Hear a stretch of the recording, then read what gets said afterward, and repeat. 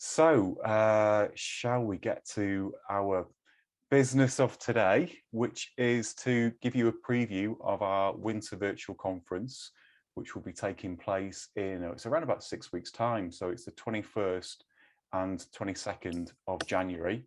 So not long to go. So as you've probably seen emails, newsletters out about the conference, we've had a really busy few weeks, haven't we, Dean, getting the conferences live, and Alan heavily involved in all of this, making all this happen, and Pete unfortunately can't join us today.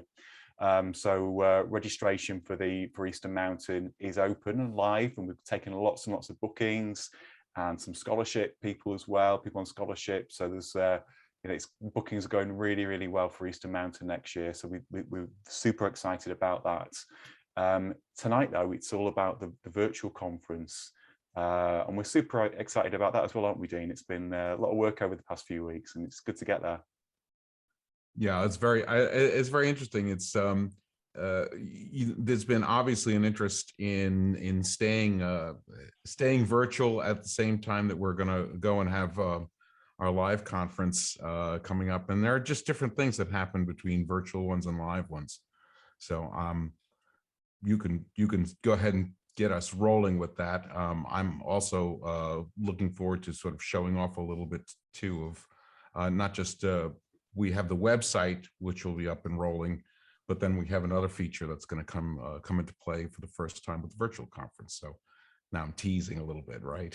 Yeah, that's it. So we're going to come to that shortly. So what we're going to do, what we've got in store for you tonight, we've got almost a full house of the presenters for January. So we're going to go around, Dean and I, and have chats with the presenters, invite you to ask any questions, and hopefully get to learn a little bit more about some of the men who are going to be delivering these sessions and what they're going to be talking about in a few weeks' time.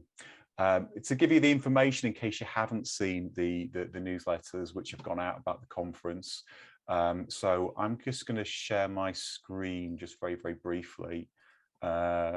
So if you check out our conference website, and I'll stick a link in the chat box for this very soon. So this is what we're doing in January. So the theme for our winter virtual conference, and which we put this together after we'd received all the submissions, and we had great interest, and we're oversubscribed for people who wanted to present. And we looked for the theme that was there, and also what might tie in with the spring conference as well. And this seemed really, really appropriate. So the role of gay coaches in evoking positive change, everything ties into this. So on the page here, you'll be able to explore and learn more about all of the different sessions. Got all of the information on here. So I'll stick a link to this in the chat box shortly. So we've got 2 really busy days, two packed days. We've got lots of sessions. There's a double length session, first of all, starting at 10 Eastern, and then we've got 3 more sessions each day as well. So you can explore on there. And there's also a link to be able to book your place as well.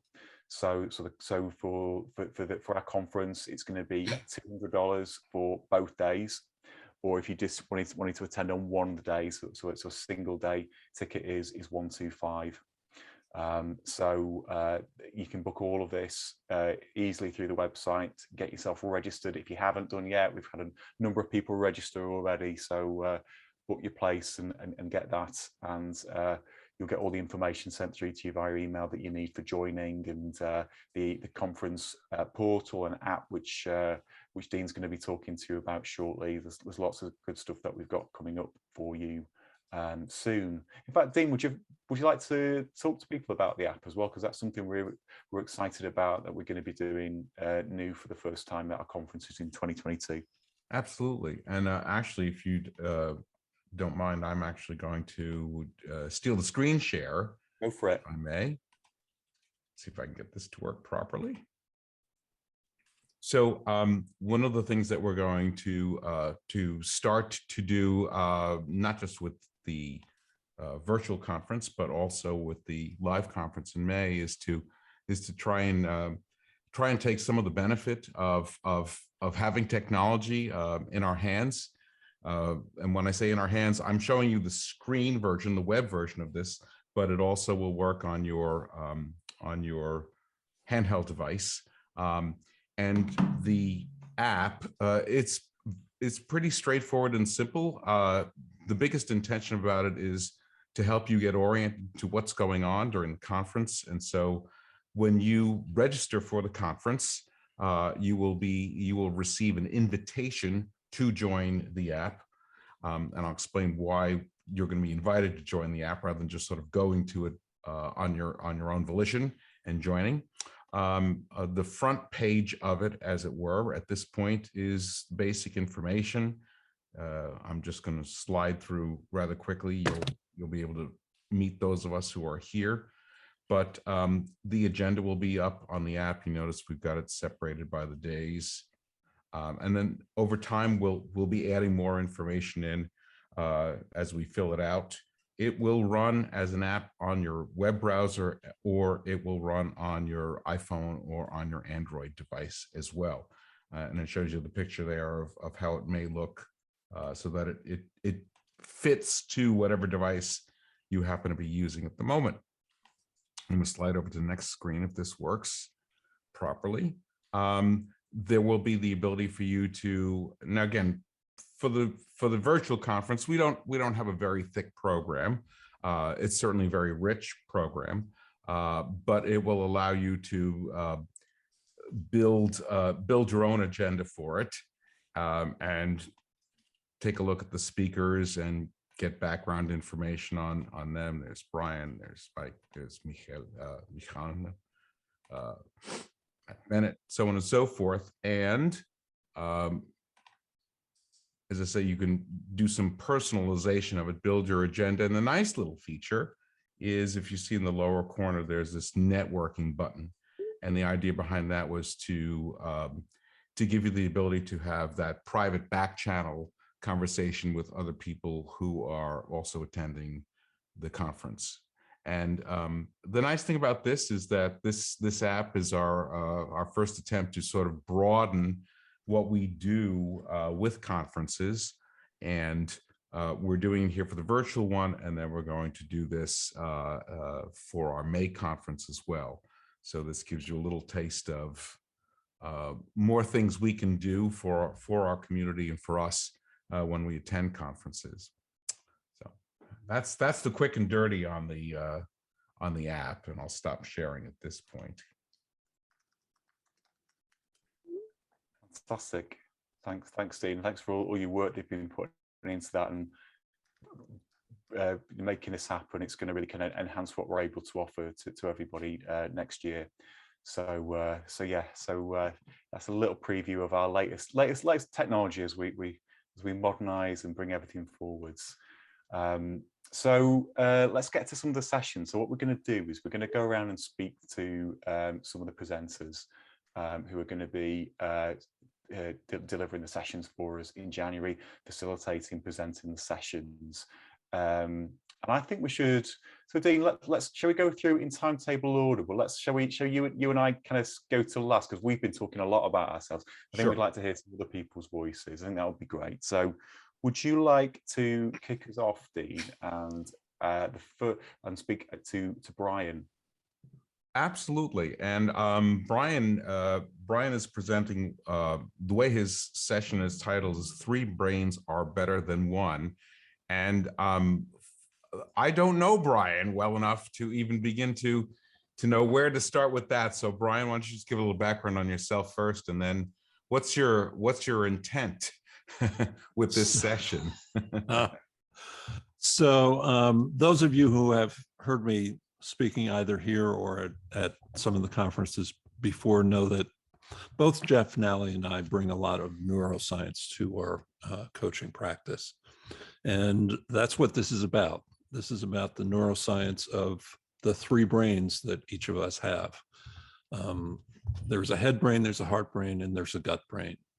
And they each have certain functions, and there are many ways that we block our access to them, and there's much value in opening the access to them. And so just neuroscience, not even neuroscience 101, maybe neuroscience 11 or something like that. so that you have a basic understanding of the three brains and what their functions are, and then really focusing on how do you access those brains for yourself as a coach, and how do you guide your clients to access those three brains as they work through a coaching session and carry that back into their personal and professional lives. Great. Okay, so can you tell me a little bit about where you stand with how are you bringing this up to date for what we're doing in January 2022, considering everything that's been going on? And I understand you've given this kind of program before, so this kind of not this, and really our focus is going to be on learn the basics, and then let's go into breakout rooms and let's practice this. Oh, great. So what is something that's challenging you as a coach that it might be of value to get more than your head in the game, or what is some challenge that one of your clients has that it might be better if you can get more than their head in the game. Great. Do you think this applies? I mean, how does this apply to us as gay coaches? Where do you see there's sort of is there a special flavor of this that happens with us? I think those of us who carry, whether publicly or not, our identity as gay men into our coaching have the capacity to bring much more heart into the work that we do, and really be much more in touch with our client's heart, if you will. And so, Dean, I think that's one of the places where there's an important connection here. Right. Is there anything that people should think about preparing or to come to with this session? No. Just their hearts. Well, their hearts and their guts, along with their heads. Okay. So now I've given it away, the three brains: head, heart, gut. That's great. There's nothing wrong with reinforcing it. Great. Okay. Thanks a lot, Brian. Oh, fantastic. And I was lucky enough to be at Eastern Mountain in 2019 when Brian did a session on this topic, and I absolutely loved it. I learned so much from it. So I'm really looking forward to hearing how you've updated it and all your research and how you bring it up to date for us next year. So it's going to be a really great session, and so we're really pleased to have that as one of our early sessions on Friday. You bring so much of your gift and your wisdom and your experience to the community. So it's going to be really great to have you as part of our lineup on the Friday. Thank you. Okay, so I'm going to go to so Brian's on at 2:30 Eastern on the Friday, and then following that we've got Mike Gilliman. So Mike's doing a session on accessing your intuition through the power of play. So I was just intrigued as soon as I saw this one submitted and I read the title, and I was like, what's this about? What's Mike going to be want to talk to us about? So give us some background on this, and what on yourself first of all, I think, Mike. So tell us a bit more about you and what kind of brought you to us, to our community. Sure. So hi everybody, nice to meet you. I was referred by another gay coach. He said, hey, if you're trying to find a community of gay coaches, you want to find more queers. And because in my experience, coaching is it's mostly women. So it's just nice to be around like men, and specifically gay men. And then my background is I coach a lot of the spiritual and conscious dance community, specifically on anxiety, decreasing stress, and enhancing creativity. And what this particular workshop is about it's about really connecting to that playful, childlike self and bringing that energy into coaching. And from that, and being in that place of play, connecting to that place of flow, which allows you to connect to your intuition. So it's a new way of really getting into an intuitive space, quieting down the rational mind, and allowing yourself to have more fun so your clients can have more fun. Ah. So it sounds like this is something that you do a lot with your work already. Yeah, I incorporate dance breaks in my coaching. I have when I do a first session with my clients, we'll do a runway and I'll have them walk the imaginary catwalk. So it's all about being playful and creative and fun and bringing that out in our clients so that they have access to the deeper emotions that are harder to get to if you don't have that playful center. Yeah, because that's one of those things, isn't it? We, as adults, we forget how to play sometimes, don't we? And we kind of forget about the value of it and actually having fun. Yeah, and so a little bit of just a quick little background on me that I think will help you kind of understand why I'm the right person to teach this. One, I have a background in performance and all that stuff, but then in the pandemic, I actually helped found something called the Church of Dance. And we are a group of people who met dancing outside in Golden Gate Park during the pandemic. And we are just every Saturday out there and just being playful. You can see me, I have my bubble wand with me. We have Frisbees, we bring jump ropes, like we just connect to this really playful space. And what I saw with my friends is how different they are from when we started this 2 years ago to now, the confidence that they experience. You know, we're dancing in front of a bunch of strangers in public.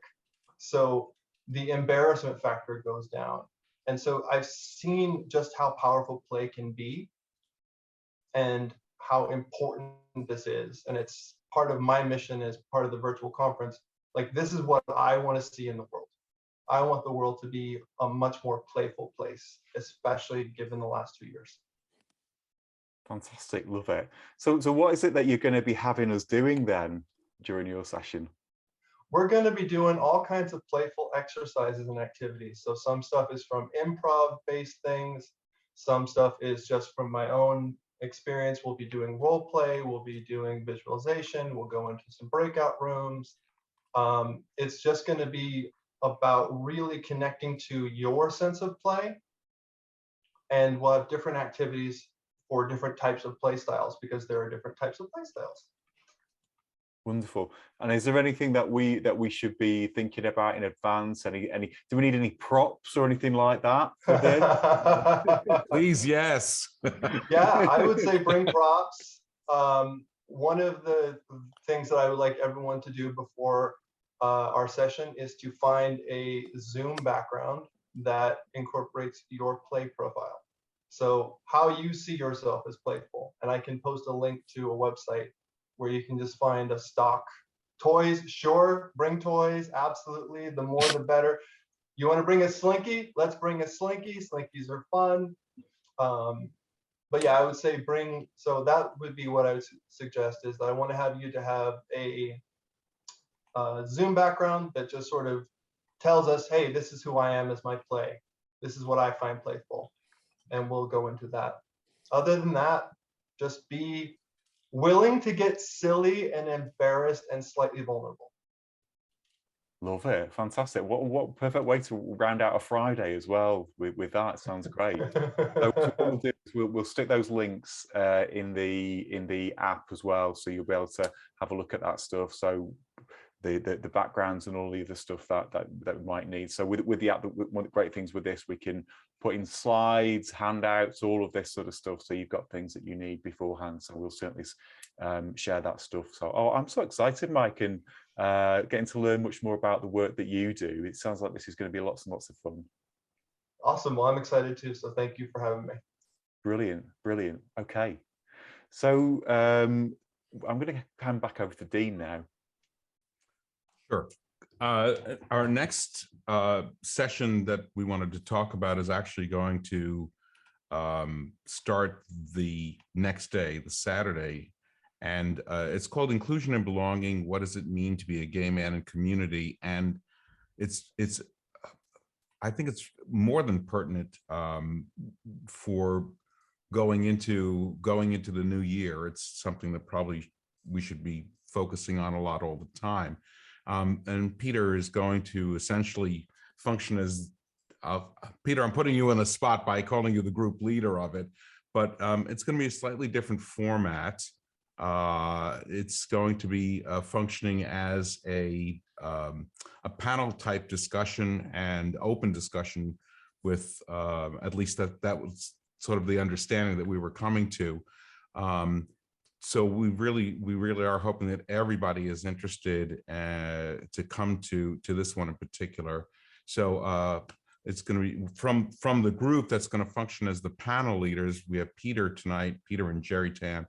The others will be Gary and Bernie, right? Peter, would you mind starting off? And I do want to get both Peter and Jerry to introduce themselves to the group. So, and I'll let you take turns at it if you would.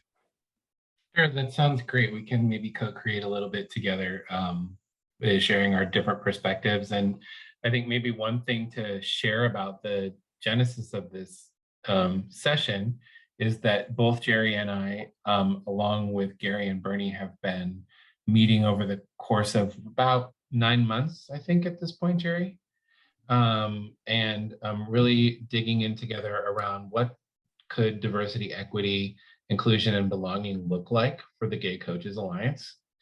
If you look around the screen right now, it's not much different from the other times that I've been in this community in terms of we all identify as male in some way and all identify as gay or queer in some way. And there are also a lot of commonalities in terms of age and race and ethnicity. And so that's just been our conversation, is how do we want this community to look? Who is represented, who is not represented?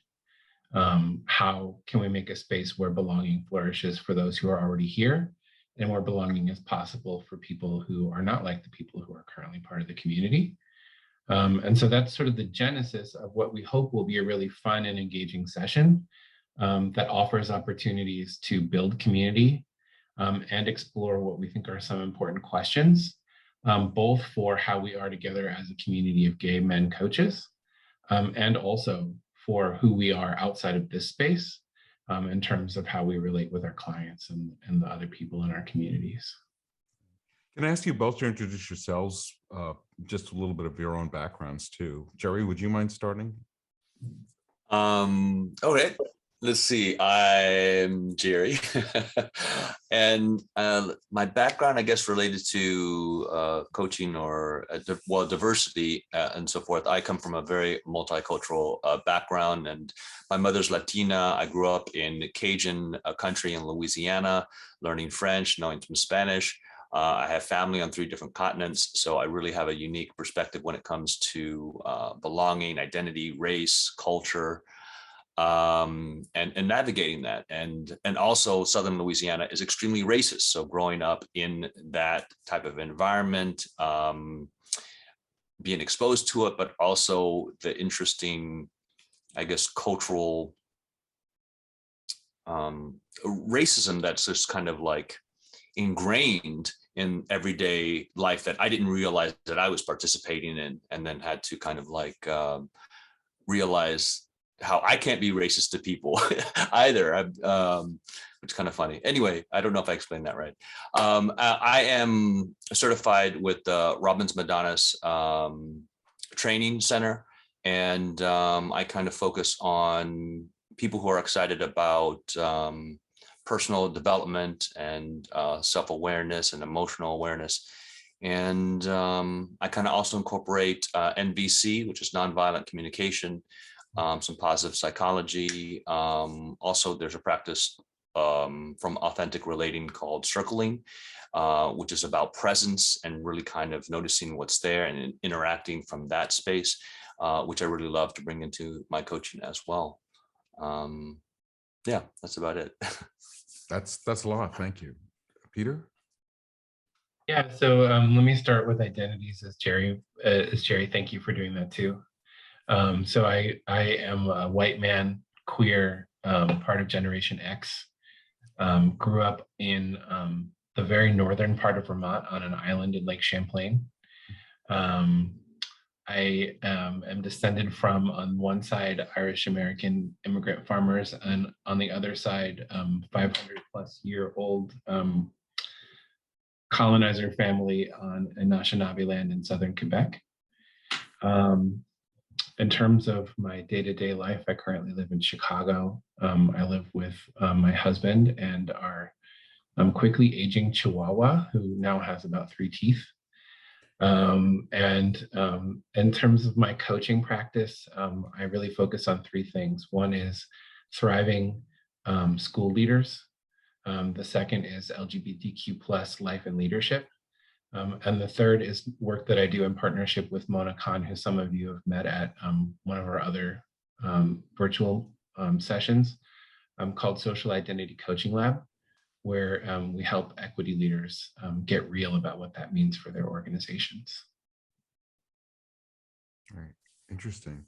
I don't want to ask you to speak for the other 2 participants, but just tell me what you think about the, when we were, and I realize I'm sort of leading a little bit with this, but when we were talking about how to format this, is, here we've already talked about 2 different kinds of sessions already. So, what's going to set this session apart in terms of just how it's going to function and how it's going to operate?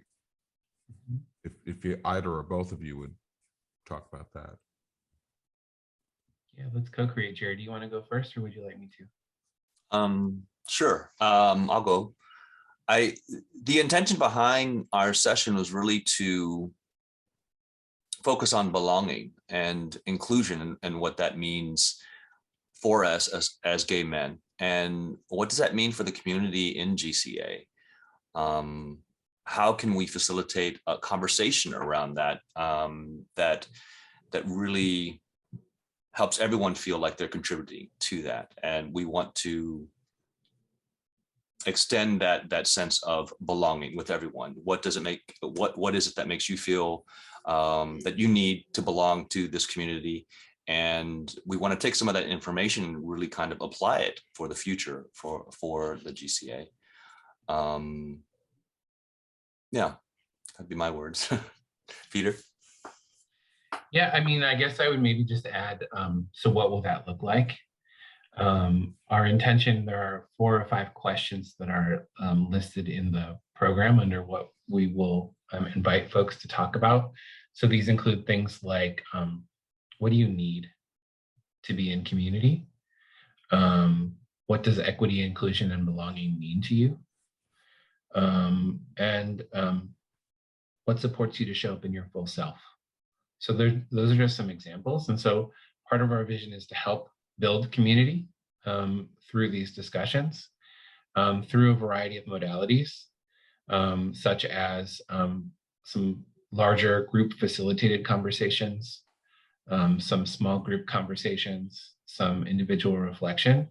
And so the intent is really to get together and have fun, and to have some conversations that are hopefully meaningful and that spawn some new connections within the community, as well as maybe emerging with a little bit of a vision about what might shift going forward as a community in order to create a greater sense of community and belonging and equity.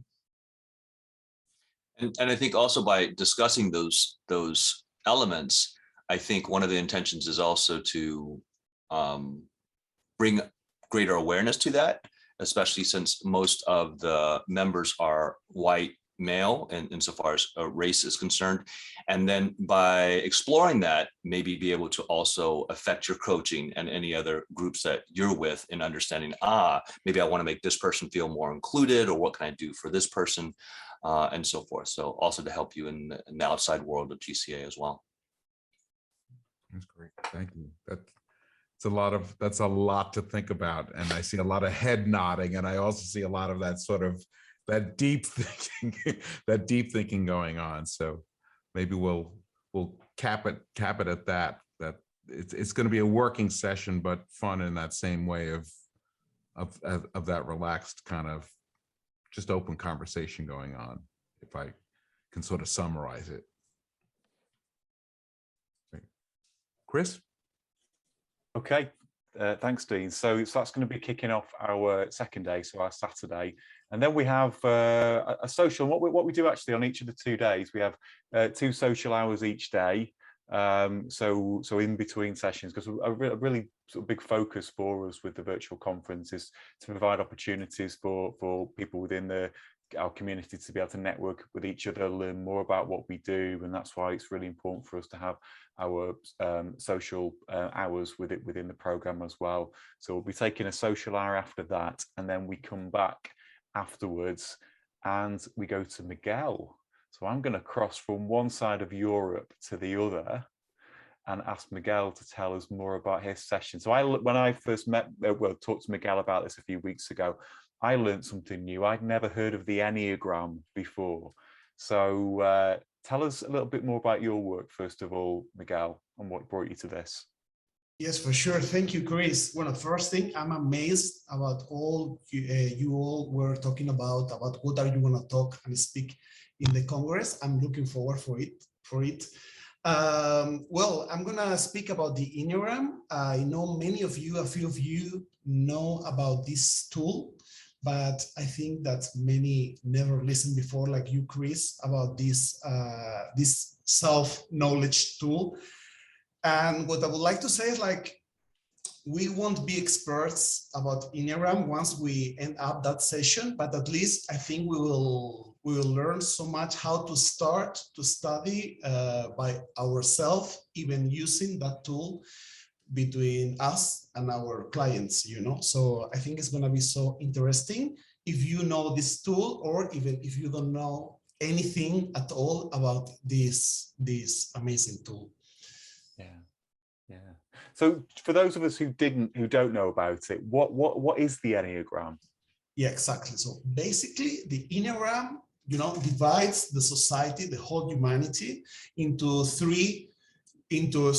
nine enneatypes. That means like mental, you know, like mental patterns, no? As we feel, we see, we live, experience life, you know, all the inputs we find in our daily life, we filter it through that sunglasses, you know. There are 9, but it seems very simplistic, you know, when we say that there are like 9 mental types or kind of personalities. But the funny thing is, like, it's very dynamic, you know, for many things that we will see. And it's really powerful. For me, once I discovered a few years ago that that tool, it was, I don't like to say the word magical, but actually it was, you know. And also it is important to say it's not a new tool, you know. We don't really know when it was born, but more or less has like between 2,000, 3,000 years, you know, and every year more companies, business are starting using this tool. So I think it's going to be so interesting for those who never listen about. Yeah, I love hearing you talk about it, because I can really hear the passion in your voice as you talk about it. What was it that led you to the Enneagram yourself? Sorry, again? What was it that led you to the Enneagram and to learn about it yourself?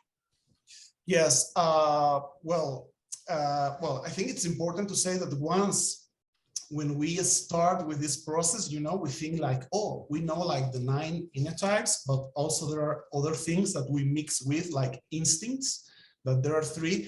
So once we start with Enneagram, we realize that it's not that simplistic thing, that 9 things, there are many, and also are influenced by many others.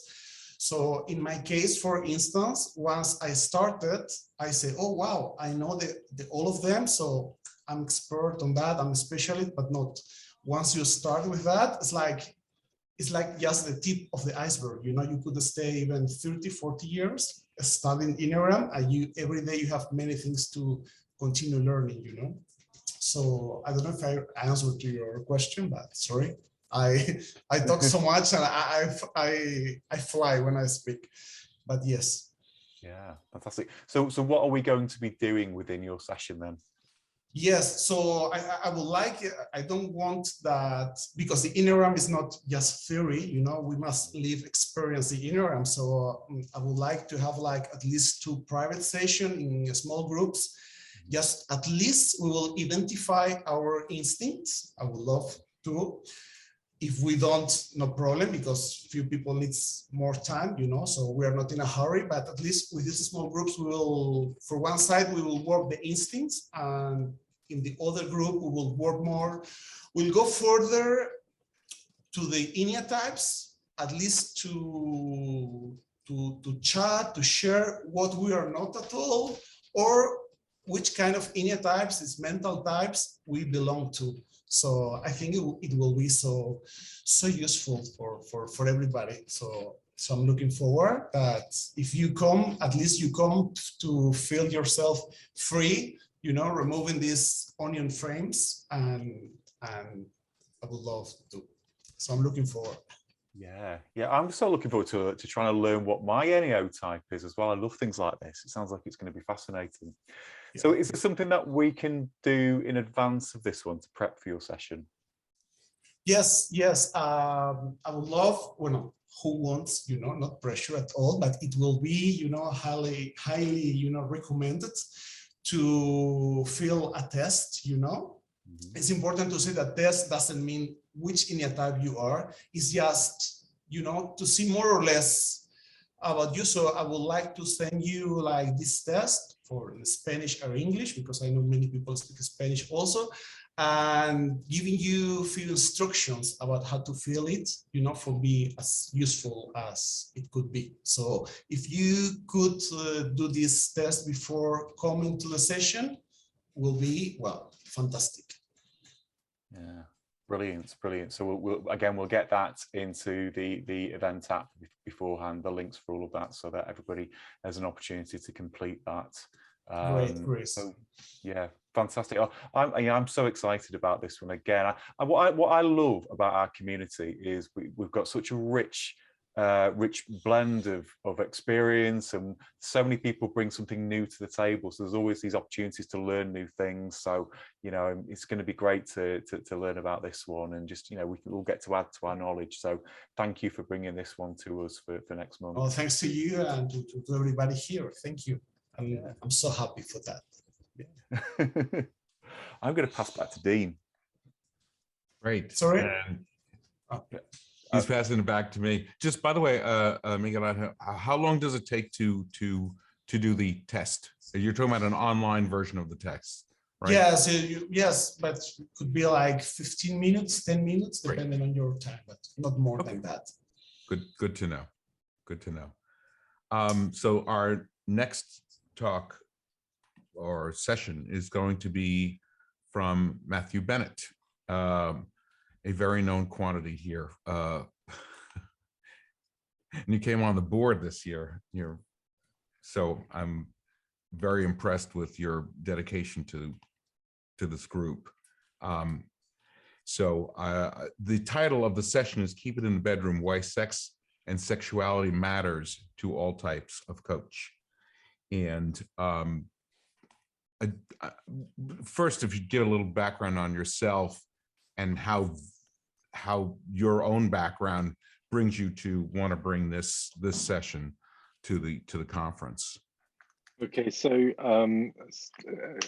quite a few people have heard my story about how I started in education and then moved eventually to coaching. And I was, funnily enough, hearing Peter talk about coaching leadership in schools. That's what I expected to end up doing, but I ended up coaching kinky people, and what I was starting to find out was that people wanted to be more integrated in their lives, and what gay men are really good at doing is hiding great big chunks of themselves. And you know, if you had a client who was a senior manager in an organization, and they happen to be a really involved part of their church, they wouldn't think twice about bringing that to their session.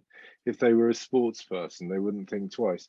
If they happen to like being locked in a cage at the weekend and that's their way of relieving their stress, for some reason we aren't allowed to talk about it with our CEO clients. And that's what I do a lot of. And yes, I have CEO clients who like being locked in cages. I don't lock them in a cage. But bizarrely, I've started to be picked up by the mainstream. So it started with Germany, as it would do, when the German ICF rang me up and said, "Can we do a podcast?" And I almost fell off my chair. And I started speaking to them, and then various other organizations have started to pick up what I'm doing, and it's turned into me starting to realize that, okay, yeah, I can coach people, but I can only coach people one-on-one. But what is really important for everyone is that your clients are LGBT plus. Every coach has got people on the rainbow or the spectrum or whatever you call it these days. And I think it's really important. And possibly as gay men, some people are really out and bring it up all the time, and others might be hiding it even more because it feels to us like if we bring our sexuality to our coaching, you know, is that valid? Is that right? And, you know, the starting point is obviously the basics, naming our identity, giving our pronouns and all the rest of those little bits and pieces that we do. But it should go more than that. And then to rewind back, why is it important? The bottom line is because we are multiple people. And I've got this massive problem at the moment with the number of coaches who talk about my best self and my authentic self. And I'm thinking, which one? There are multiples of me. There's the guy who is a total caring, loving son who spent the last week trying to keep my parents from killing each other and putting up shelving in their house. And there's the guy who likes pushing people to be really, really good at their jobs. And there's the guy who likes spanking and whipping, and seeing tears really, really makes me happy. And how can they all be the same person and all exist in here?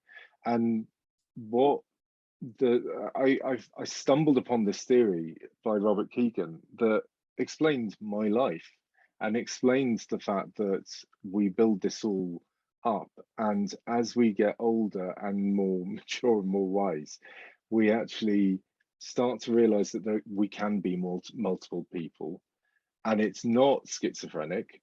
But what we can do is we can say, okay, the part of me that is totally empathetic, I can bring him into the dungeon.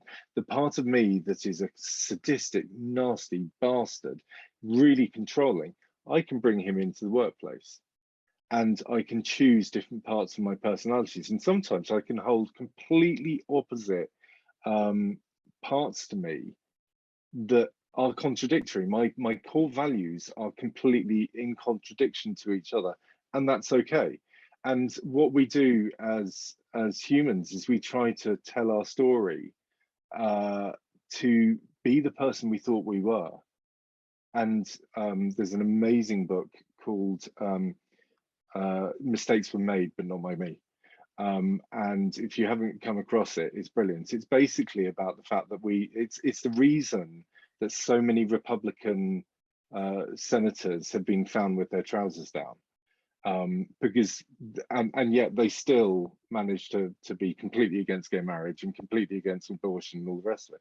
It's because they are two different people, and they then tell a story to try and make themselves one person. They're not. We are multiple people with multiple machines working in our heads, and whether it's why it is, I don't know. But once you start to get used to that, it's really, really powerful. And this is why I'm talking about this, is bringing all of these parts to us. Now, I'm starting from the LGBT plus spectrum, but actually, you know, for other people, it will be because you're also male or female, or you're multiple races and you come from multiple cultures. and it's trying to bring everything in. So it doesn't really matter whether we're talking about sex or not. I start with sex because that's my niche, but actually I'm talking about all of this stuff. There'll be a lot of thinking, and I do tend to sort of trample on other people's hard-held beliefs. So I apologize in advance to everyone who uses authentic human myself, total, just the best self on their website. I'm sorry, but I'm not so really. As we travel the same paths, I'm nodding my yeah, I'm nodding my head, of course, doing of course. But I realize I've yes, seen that before. there's a lot, right, and it's a lot to. I don't want to say it's a lot to digest, but it, you know, the ambiguity that you're talking about is very difficult to deal with. So how should people prepare for your session? What should they bring to your session? You know, just bring an open heart. Okay. Just come, and if nothing else, you learn another theory that is a really interesting theory to learn about if you haven't heard Robert Kegan's theory, and bring all of you. And I'm talking to each singular person, bring all of you. It's interesting in coaching that sort of the and what else question, the or question, is the big question. So I'm going to bring, and who else? Who else is in there? Let's talk to all of you. Great. I think that's intriguing enough. Chris, I'm going to hand it back to you, if Thanks, I may. Steve. Thanks, Steve. So, Matthew's sessions. If you've not attended one of Matthew's sessions at the virtual conference before, I've learned to expect the unexpected every time he takes the microphone, in a very, very good way. So that's going to be really lots of fun. So rounding out our second day, we're very, very privileged to have Jerry and Peter delivering a second session for us. And they're co-delivering a session called Queering Lineage, Co-Creating New Approaches to Agency and Resilience. So guys, could you tell us some more about what you're going to be taking us through in this session? Who'd like to go first? Jerry, you want to start or do you want me to? Go ahead, Peter. Thanks. So it's really fun listening to Matthew, what you're saying. And I'm so grateful that these two sessions will be next to each other on the agenda, because our session is really about how do you harness the courage and agency and resilience to bring that kind of integrated self into the world. And we did not intend to make this session. We intended to just do the session you heard us talk about earlier, along with Bernie and Gary. And one of the mornings that we were working on it, I called Jerry very excitedly because I had discovered a new story about my queer lineage. And the story was that I remember being 13, and my aunt was the president at a very small local college that had quite a community of gay and queer men who were professors. And I was bored over the summer, and somehow she and my mom got in cahoots to put me into a theater class. So I showed up in my red Converse high top sneakers and my bowl haircut and every bit the awkward, like, gay preteen to a theater workshop with all these college students who were so sweet to me. But the person that's part of my queer lineage that I remembered, his name is Hugh. He grew up somewhere in the Midwest, but had the most affected British influence accent you could possibly imagine, rolling his R's in ways that I'm pretty sure for those of you in the UK, nobody in your country actually does. So sometimes when I am thinking about, like, oh wow, I'm going into this really intense session with a client in conflict, how am I going to show up as me? like what part of me is going to come forward, and how do I have the courage to not bring the part that this person is expecting, but the part that I want to bring. I realized that I'm leaning on a lineage of other queer people, including Hugh, who was the subject of the story that I was excitedly telling Jerry one morning when we decided, hey, I think there's something here to share with the community. So Jerry, I don't know where you pick up the story from there in terms of what to expect. Well, I think just hearing that story from Peter really excited me, because it made me think like, oh, what kind of support did I have as a kid, maybe, that someone saw me as a shy gay kid or whichever and supported me, but I don't remember it as an adult. And how wonderful it would be to kind of explore that and figure out things that we may have forgotten. And if no one directly, were there things maybe in media or a book or some sort of figure that is there that we can remember? And then maybe as coaches or just as people, have a very clear, definitive list of that we can anchor back to, that we can say, like, if we're having a bad day, say, you know what, I got this resilience from this, or this strength. And in that same way, kind of reframe any of our gay specific struggles, and rather than allow ourselves to be defined by those, see maybe what gifts we may inadvertently gotten out of it, maybe deeper wisdom, more empathy, more compassion, more understanding. And so we can focus on that rather than the struggle itself. And yeah, and so that really made me excited. And then we started talking about it and decided to put a workshop together. And hopefully, I'm also hoping that by going through this process, it could be a tool or a perspective that you can also use with your clients in getting them to feel more resilient and focus more on their strengths and gifts. Fantastic. Sounds really, really great. And thank you so much for putting so much into this event, coming up with 2 sessions for us.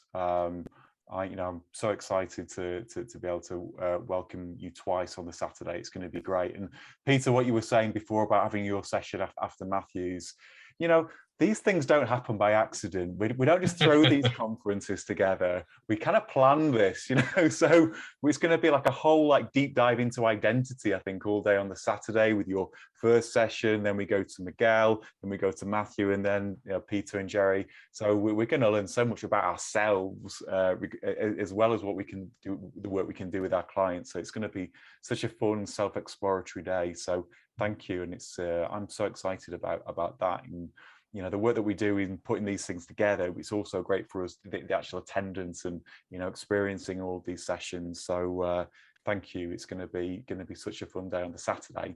And then what we do on the Saturday, we always round out and have a happy hour, because we've had 2 days of full-on learning. We invite people to bring a cocktail and have a round out our Saturday together. So that's what we do to conclude things on the Saturday. So we've taken you through all of Saturday, and we took you through half of Friday, and we're going to now go back in time and talk you through the first part of the Friday. And I'm going to go back over to Dean, because Dean is going to be talking to us on the Friday about I think something that we all need to know, how to avoid Zoom burnouts and use online collaborative tools. So Dean, once he's come onto our committee organising the conference, Dean has got this wealth of knowledge about all of these tech things that you can do in organising conferences and sessions. So I've learned loads from Dean through our work together, so far in this. So and there's going to be so much more to learn. So tell us more about your session, Dean. Sure. I feel like this is a Tarantino movie, like we're doing everything. We tell half the story, now we're going to go backwards and tell all the formational stuff. But so the idea behind this is that we've all been using, and I've been asking, if you remember, I asked Brian at the very beginning, how have things changed in 2022 when you're doing this session? And I was sort of getting at the idea that we have been out of touch with one another in deep ways for so long. that what's going to make this kind of conference seem or feel different.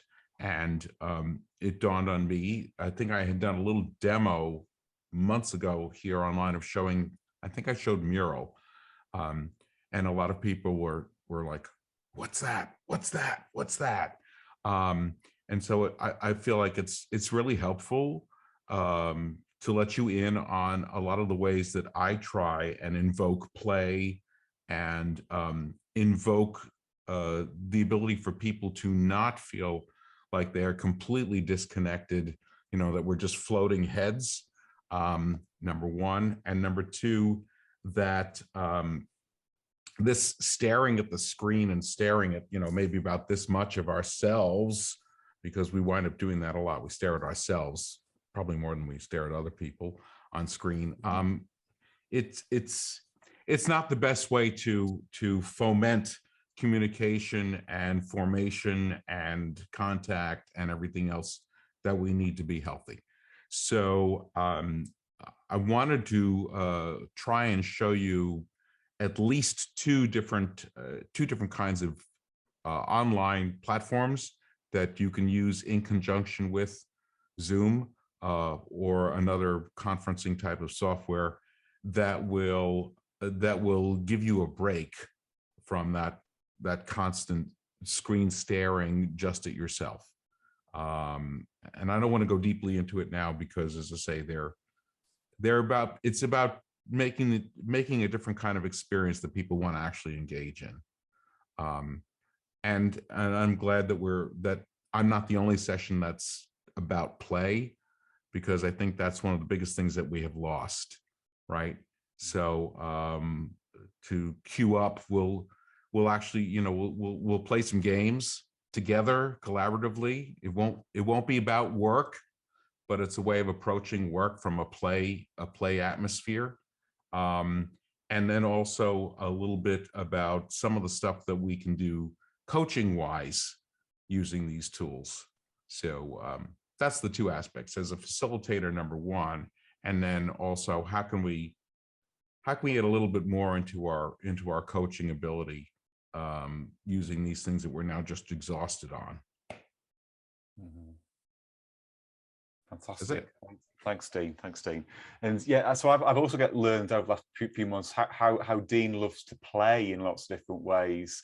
So not only with this session in the virtual, so when we get to Eastern Mountain, he's going to be bringing up, how many boxes of Lego are you taking up to Eastern Mountain? I'll bring about 60 pounds of Lego to do Lego serious play, which is So a little spoiler alert for Eastern Mountain, for when you get to Eastern Mountain, what Dean's going to do for you there as well. Okay. Yeah. So I'm gonna round up with so the kickoff to our virtual conference. So it's going to be Pete and I doing the kickoff again for the 2 days. And we're going to having lots of fun as well. There's going to be lots of play in our session. Knowing Pete, there'll be lots of music. He might get you all dancing as well. So we might start the day with Pete getting you dancing, and then Mike will finish the day with more dancing. So we'll be bringing some of that in. What we're going to be exploring during our session is around the theme for the conference at Eastern Mountain. So the theme, for those of you who haven't seen this yet, so it's waking up to a more conscious world. And there's 3 parts to that, and which is bringing into consciousness a coach's role in social and climate change, coaching empathy, connection and vulnerability, and practices for well-being in a changing and challenging world. And when we were coming up with ideas for the theme for Eastern Mountain 2022, we were trying to think, well, how's the world changed, you know, in the past 2 years, and how it's continued to change, all the things that we've been through, all the healing we've had to do, and everything else that's been going on. And we really wanted to be having those conversations, and they're going to run deeply throughout all of our time at Eastern Mountain. And so we wanted to use the opportunity during the virtual conference to really start some of those conversations. And also, so it's going to be very much a session whereby we have lots of time in breakout rooms discussing the ideas around this. We're going to be posing questions about your ideas in each of these areas. and really kind of drawing on your knowledge, your thoughts, your ideas, your inspiration around each of those 3 themes, and that's going to then feed into the work that we do at Eastern Mountain. So it's a standalone session in its own right, and our intention is going to be for you guys to have some ideas around these themes that you want to take forward and use within your work. And then also, as I say, we'll use some of these ideas when we get up to Eastern Mountain a few months after as well.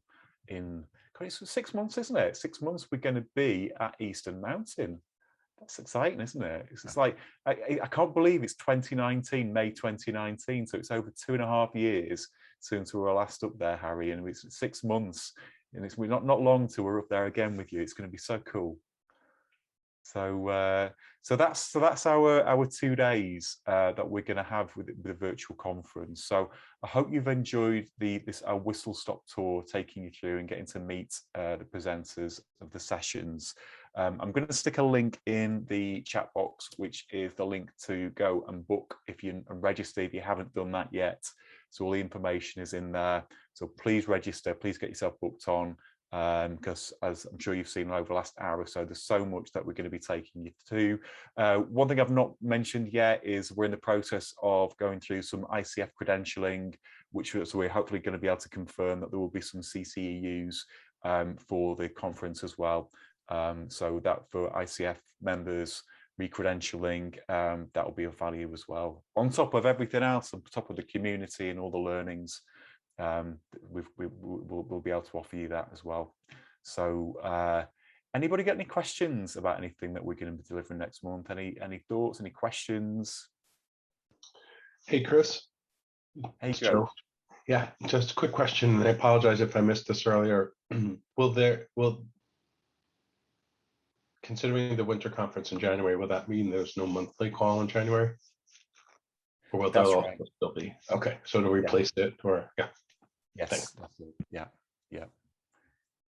Thanks, Joe. Yeah, thanks for clarifying that. Yeah, so that's right. Yeah, so there won't be a monthly call in January. Yeah. Just one thing too, I want to add into the idea that the conference itself, this virtual conference, we will be recording the sessions, and if you are a ticket holder and you've logged into the app, then you'll be able to actually, if you miss a session, you will be able to watch the session.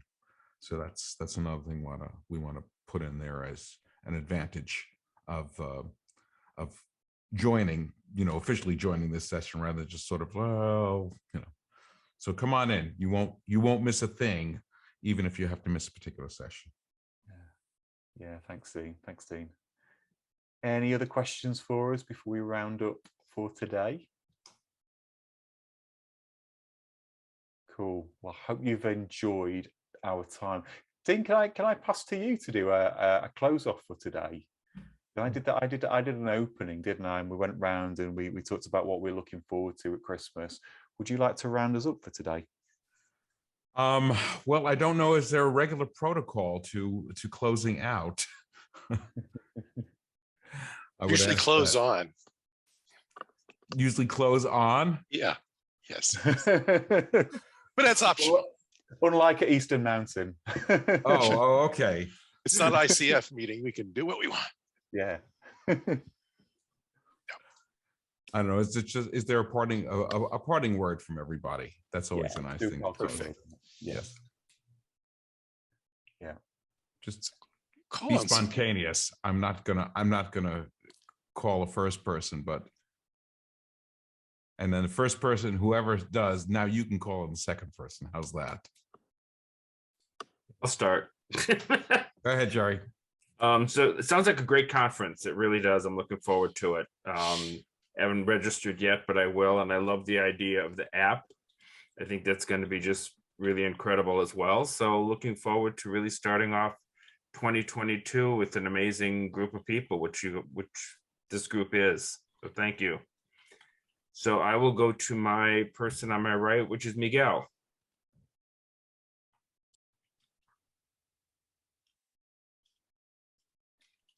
Sorry, can you listen to me? Yes, we can hear you. Yeah. Yes, sorry. In that moment, the connection went off. I listened just my name, sorry. Just a parting thought, if you had. Yes, Parting sorry. word We have or sorry, in the Mediterranean, we have a strong storm, so I'm listening you barely today, so I'm so sorry. So, well, my thoughts is like, I'm looking forward to meet you all in the conference. I'm sure I'm gonna learn so much because I listened you all, was amazing. So I hope you all have a great Christmas. You could disconnect or whatever you want. So thanks again and see you next year.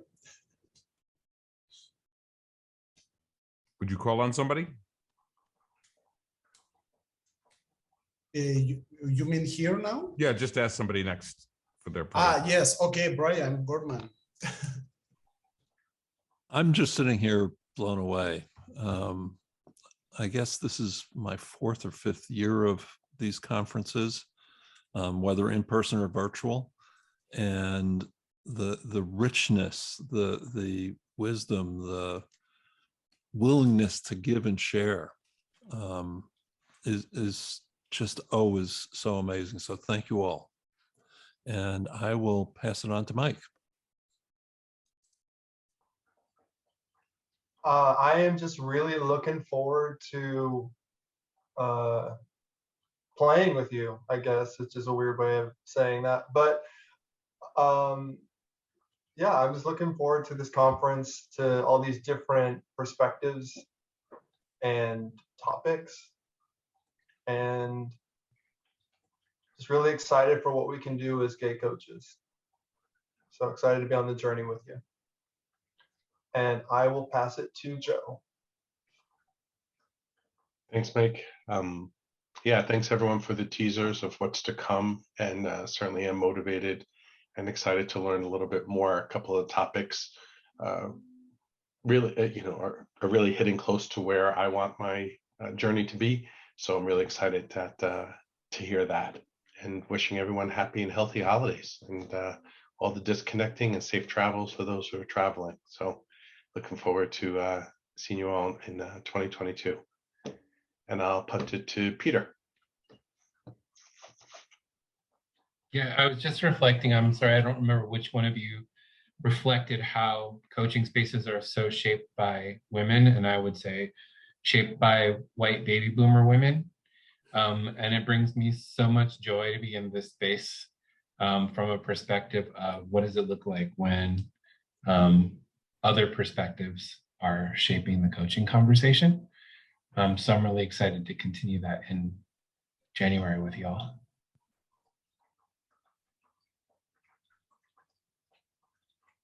Who would you like to call on, Peter? Oh, sorry. Tim.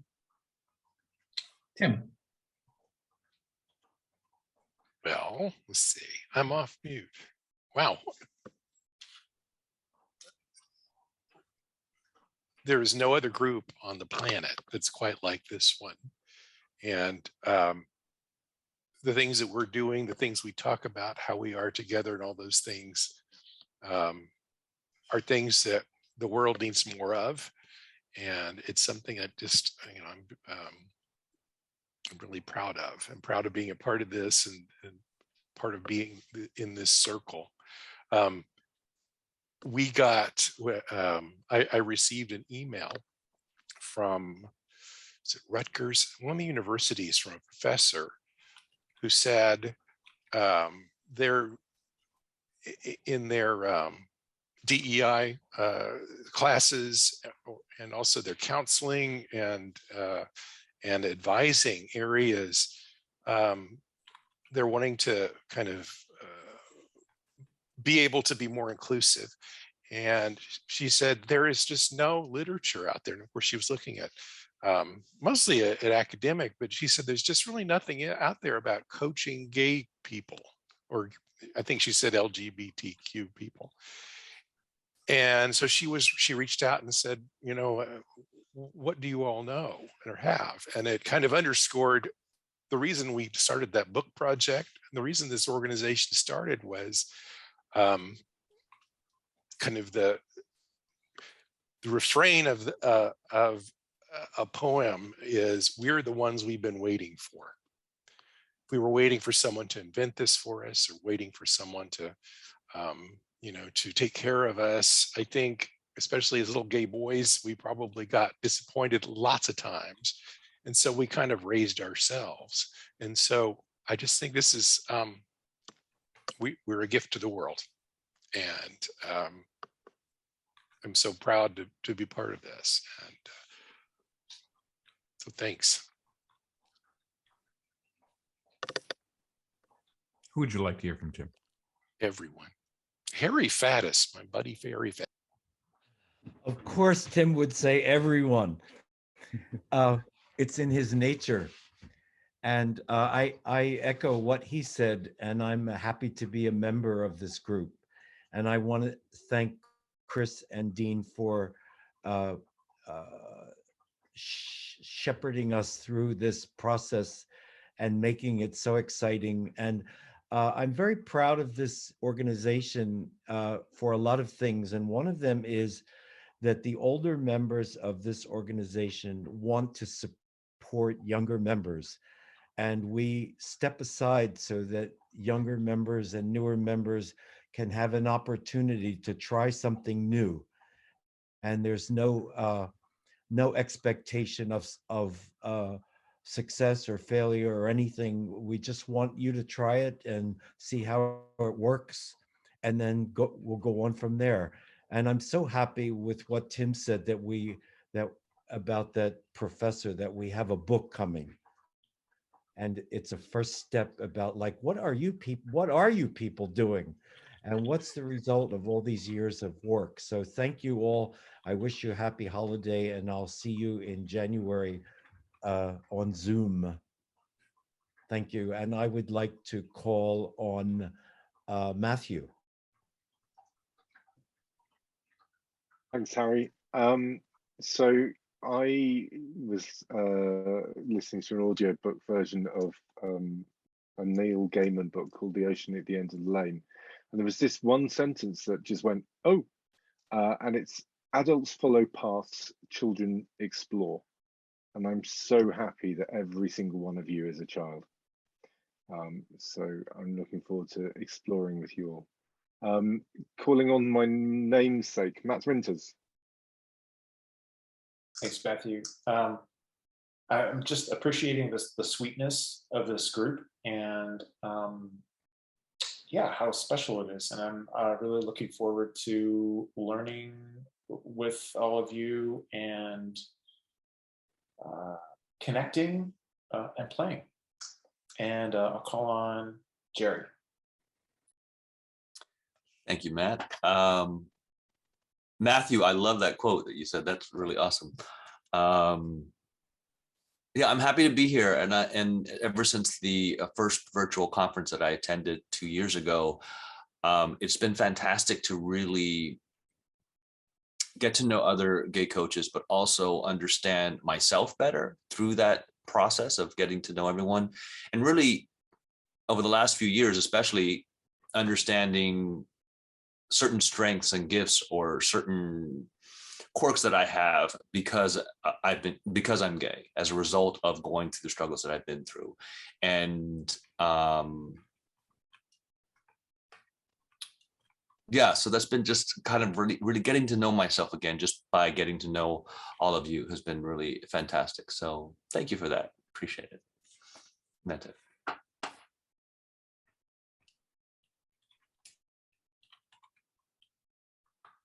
Oh, who hasn't gone?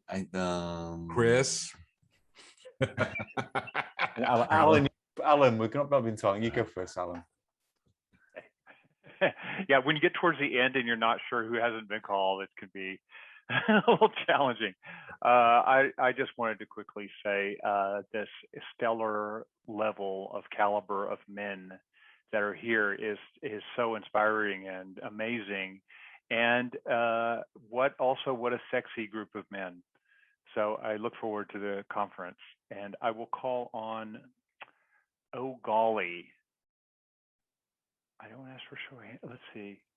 Well, I'll do Chris. I think it's only me left, Alan. I think it's just. Oh, me okay.